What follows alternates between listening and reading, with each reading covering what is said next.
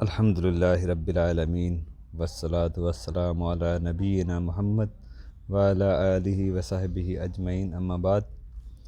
عورتوں کا ہاتھوں کا پردہ، عورتوں کے اپنے ہاتھوں کا پردہ، دیکھیں اس میں کیا مسئلہ ہے، کیا اس کا ہاتھوں کا پردہ کیا جائے گا یا نہیں۔ دیکھیں اگر تو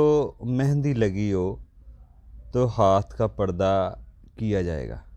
سبھی اس کو مانتے ہیں، سبھی اہل علم۔ لیکن اگر مہندی نہ لگی ہو تو بعض کہتے ہیں چہرہ اور ہاتھ کھلا رکھا جا سکتا ہے، لیکن صحیح مسئلہ یہی ہے کہ ہاتھوں کو کا بھی پردہ کیا جائے اور چہرے کا بھی پردہ۔ چہرے کی خیر آگے بات آئے گی وضاحت سے، اور چہرے کا پردہ بھی ہوگا اور ہاتھوں کا بھی، کیونکہ جب ہاتھوں پہ مہندی لگی ہو تو یہ ایک زینت والی بات ہے، تو زینت کو چھپانا چاہیے، ٹھیک ہے نا۔ تو اس لیے ہاتھ کو، ایک دوسری بات اس میں بھی یہ بھی ہے کہ ہاتھ کو دیکھ کر بندے کے جسم کا اندازہ لگایا جا سکتا ہے۔ آپ دیکھیں کسی کے ہاتھ کو دیکھ کے اس کی ساری جسم کی جو کیفیت ہے نا،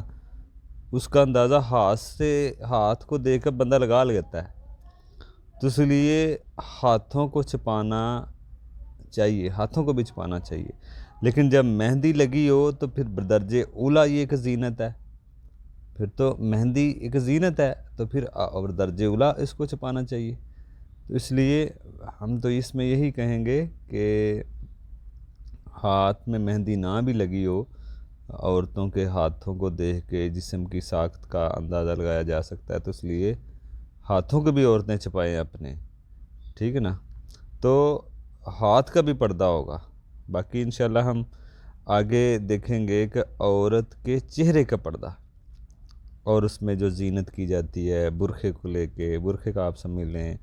اس طرح کے نکل رہے ہیں برقعے اور عورتیں پہن رہی ہیں، بظاہر تو وہ پردہ کر رہی ہیں لیکن وہ پردہ ہو نہیں رہا، اس کو پردہ نہیں کہا جاتا،